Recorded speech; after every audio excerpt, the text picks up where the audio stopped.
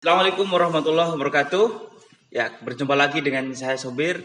Kali ini kita berjumpa pada sebuah momen yang cukup istimewa dan eksklusif karena pada kesempatan kali ini saya akan berbincang dengan salah satu sahabat saya, orang terdekat saya yang sejak zaman kuliah sampai kemudian banyak aktivitas-aktivitas yang kita lalui bersama, dari aktivitas organisasi, aktivitas di komunitas, aktivitas di pergerakan dan seluruh aktivitas yang berkaitan dengan banyak masyarakat dan umat. Nah, kebetulan hari ini orangnya sudah ada di samping saya. Ya, beliau adalah sahabat Eril Setiawan. Halo, Bro. Gimana kabarnya, Bro? Sehat dan waras. Sahabat Eril Setiawan namanya. Mungkin beliau adalah salah satu tokoh muda inspiratif ya. Sahabat Eril Setiawan, hari ini beliau sedang mencoba untuk mengadu peruntukannya di desanya. Mungkin bisa diceritakan, Bung, keinginan ataupun motivasi ingin mencalonkan diri menjadi seorang kepala desa, gitu, Bung. Atau kemudian yang melatar belakangi sahabat Eril Setiawan ini ingin berjimbun, ingin berjibaku, aktif menjadi bagian dari pengembangan kemajuan di desa dengan mencalonkan diri sebagai calon kepala desa. Oke, pertama semangat Undang-Undang Desa Nomor 6 Tahun 2014 ya. Itu menjadi dasar bagaimana desa yang dulu menjadi latar belakang hari ini menjadi halaman depan bagi negara. Desa yang tadinya berada di belakang hari ini mendapatkan rekognisi dan subsidiaritas dari negara, pengakuan hak asal usul, bagaimana kepentingan masyarakat desa dikembalikan dalam musyawarah desa. Munculnya undang-undang baru nomor 6 tahun 2014 ini masih dirasa cukup kesulitan mungkin beberapa desa termasuk desa saya untuk memahami secara utuh apa sih sebenarnya desa baru hari ini. Tapi munculnya sebagai calon ini lebih sebagai orang yang akan maju sebagai kepala desa punya harapan penuh untuk merealisasikan amanat dalam undang-undang desa. Jadi yang melatar belakang itu adalah keinginan merubah situasi ada di desa untuk menjadi lebih baik, begitu kira-kira, Pak? Yap, begitulah. Jadi undang-undang desa hari ini benar-benar memanjakan, memberikan porsi lebih pada desa untuk mengurus potensi desanya sendiri. Ya, oke. Berarti kan biasanya kalau calon kepala desa itu kan visi misinya ingin mengabdi kepada desa itu. Nah, itu kan kayaknya sudah sangat familiar sekali gitu kan. Sebenarnya pengabdian yang bagaimana sih yang kemudian bisa nantinya ketika sahabat terpilih akan coba diwujudkan di Desa Grenggeng? Jadi pengabdian yang seperti apa yang ingin diwujudkan di Desa Grenggeng nanti ke depannya? Tetap dasar pertama pengabdiannya, karena pengabdian itu menjadi niat awal berkecimpung di desa. Ketika kita tidak memiliki keinginan di desa tanpa dasar pengabdian, ya kita tidak akan mendapatkan apa-apa. Karena dengan regulasi barunya hari ini masyarakat desa, pemerintahan desa masih cukup kesulitan kalau tidak mau dibilang gagap memahami secara yuridis apa sih sebenarnya yang diharapkan oleh desa. Untuk tujuannya termaktub dalam visi misi ya. Tujuan dari seorang kepala desa menata pemerintahannya, pembangunannya, pemberdayaannya itu kan memang sudah diamanatkan juga dalam Kemendagri, Permendagri tentang visi misi calon kepala desa. Wah, saya rasa ini menjadi terobosan yang cukup sensasional ya, sekaliber sahabat Eril Setiawan kemudian mau untuk bunuh diri kelas menjadi seorang kepala desa yang harus berjibaku dengan masyarakat, dengan multikultur yang ada di Desa Grenggeng. Pastinya ini sahabat Eri, ada hambatan-hambatan rintangan yang saya pikir tidak mudah ya mengelola masyarakat di desa. Nah, kira-kira apa ini yang sementara menjadi hambatan untuk mengelola dan membangun situasi di desa gitu ke depannya? Mungkin tadi perlu dibenahi tentang bunuh diri kelas. Ini sebuah pekerjaan yang mulia yang memang hari ini menjadi tantangan. Sangat mulia ya menjadi kepala desa, mulia ya. Mungkin statusnya berada di desa, peranan para pemuda hari ini sangat dibutuhkan karena desa yang tadinya hanya menjadi kepentingan masyarakat secara administratif hari ini memiliki wewenang penuh untuk bagaimana mengatur generasi penerus, di mana tantangan kemajuan teknologi, perkembangan zaman yang begitu pesat, hari ini desa dikasih porsi untuk bisa terlibat menyiapkan generasi penerusnya memiliki kompetensi daya saing yang cukup fine ya. Lanjut ke soal hambatan. Iya, hambatannya. Oke. Untuk hambatannya karena memang saya nggak ikut cara-cara lama di mana pilkades biasanya kan nggak lepas dari hiburan ya. Ya, itu cara-cara lama begitu ya. Iya. Cuman hari ini saya lebih kepada penawaran gagasan dan program yang diredaksikan melalui visi misi dengan segudang potensi yang ada di Desa Grenggeng. Itu menjadi dasar awal banyak hal yang harus dikerjakan, banyak hal yang harus dilakukan oleh masyarakat. Ya, kuncinya terutamanya ada di pemerintahan desa. Mungkin demikian. Ya, jadi hambatannya adalah apa tadi? Kalau bisa diputuskan atau ya tradisi wuburan itu sendiri, karena memang saya nggak punya materi yang cukup ketika mengikuti atau mengimbangi masyarakat calon-calon yang biasanya melakukan wuburan di lapangan.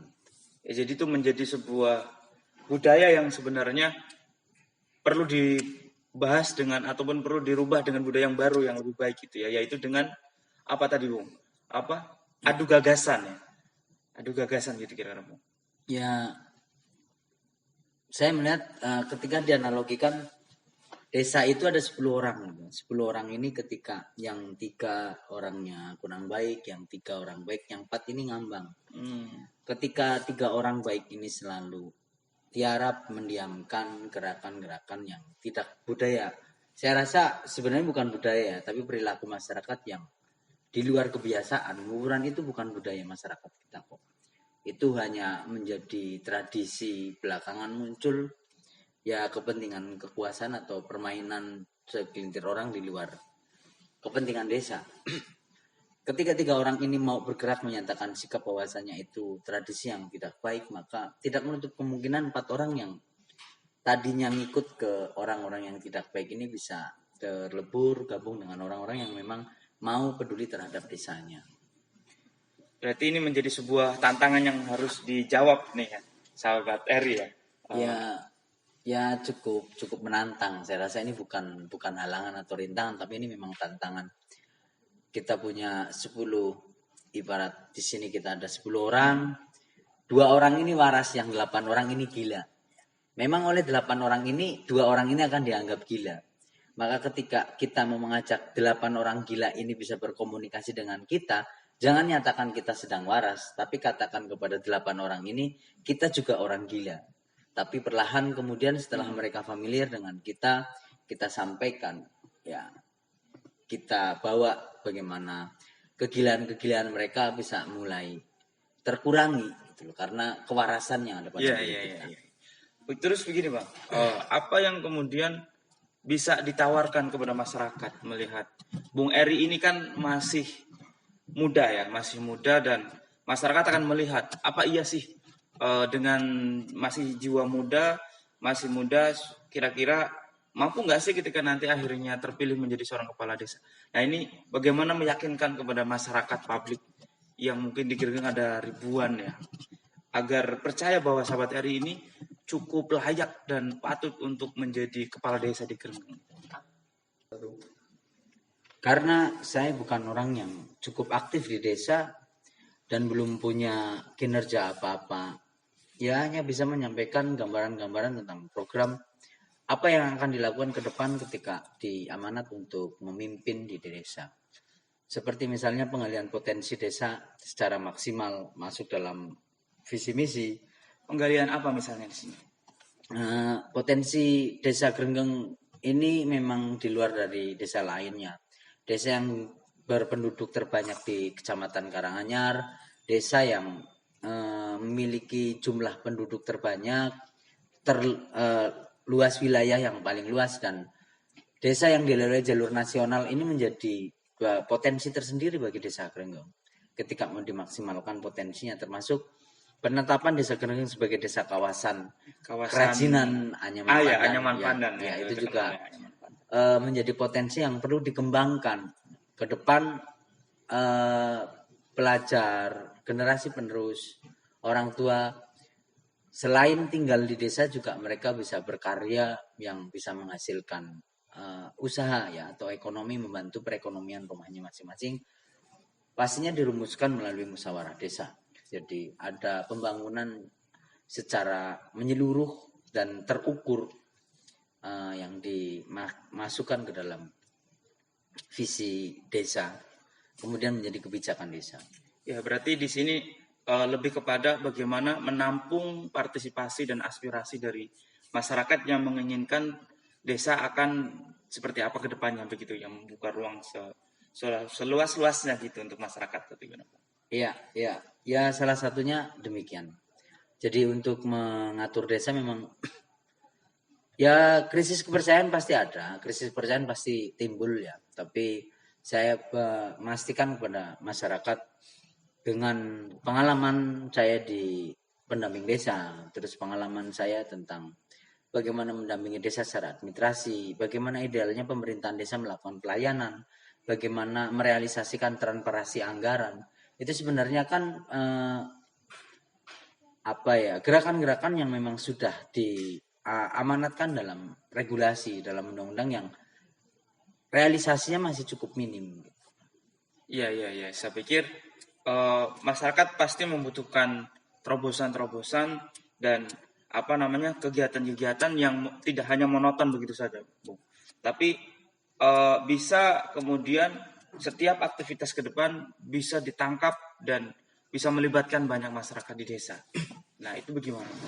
Ya sama seperti tadi soal tradisi hiburan, selain kita coba, saya juga membuat tim untuk mencegah bagaimana kemudian para perusak, para pelaku hiburan itu juga tidak bisa berjalan dengan lancar seperti biasanya. Ada beberapa strategi dan siasat untuk mencoba mencegah bagaimana hal itu tidak sampai terjadi. Selain juga memang di Perbup sudah diatur yang salah itu yang memberi, bukan yang menerima. Oh, begitu ya? Ya. Jadi ketika datang hiburan itu, ketika memang dia berani, tolak, kembalikan uangnya. Tapi ketika memang mereka belum berani, nggak enak atau eman-eman gitu ya, ambil uangnya, pilih sesuai hati nurani. Karena hanya dengan cara itu bisa membuat kapok para boto-boto yang tidak bertanggung jawab dengan kepentingan desa ya. Karena punya efek yang cukup negatif ketika kemudian calon atau boto yang bekerja sama dengan oknum calon menghalalkan segala cara dengan melakukan hiburan yang pastinya kepala desa terpilih nantinya akan terbebani hutangnya, dan di kinerjanya juga pasti akan terhambat. Desa yang membutuhkan energi baru untuk bagaimana mengembangkan desa, tapi karena nahkodanya kemudian memiliki beban yang cukup banyak, ini akan membebani periodisasi keberlangsungan jalannya pemerintahan desa.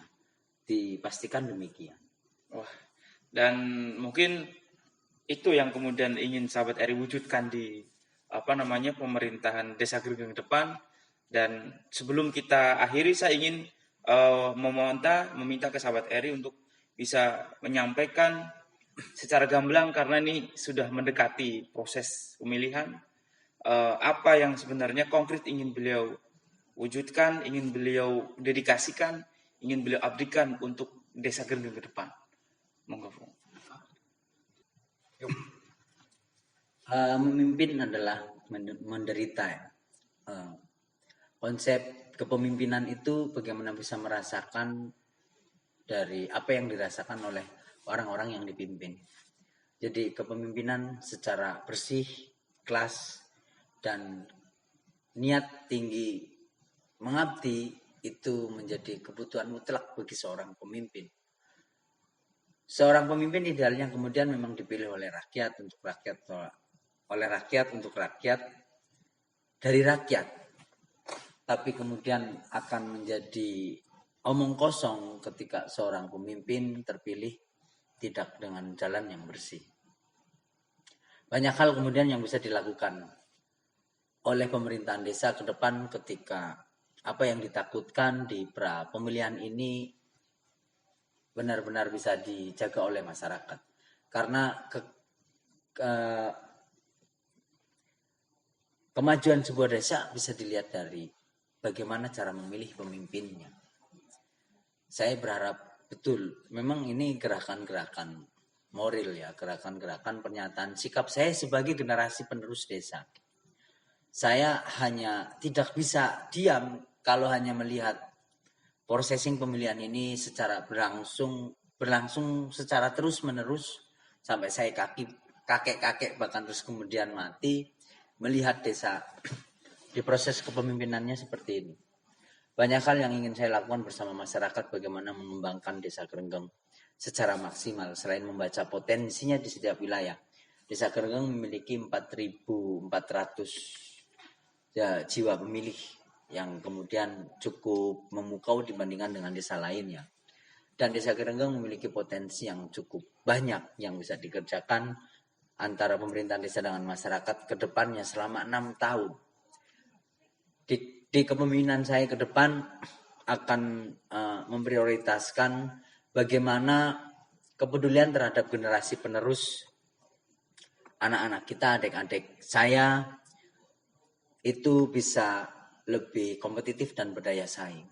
Semoga kemajuan teknologi, perkembangan zaman ini tidak menjadi kendala bagi generasi penerus desa karena sudah disiapkan, dimatangkan di desa secara maksimal. Kayak gue kira-kira. Oke, demikian tadi sekilas tentang sahabat Eril Setiawan yang kemudian ingin mencoba menjadi bagian dari pemuda yang siap terjun ke desa. Jangan pernah ragu untuk memilih beliau karena beliau sudah memiliki sebuah jargon yang sangat kuat dan familiar. Pemerintahannya amanat, kemudian masyarakat desanya kuat, dan desa yang berdaulat, karena pasti dengan begitu Gregenggeng menjadi desa yang hebat. Jangan lupa esok tanggal 5 November jam 7 sampai jam 1 masuk ke TPS, pilih nomor 4. Gregenggeng pasti hebat. Lagi bro, biar milenial gitu loh. Masuk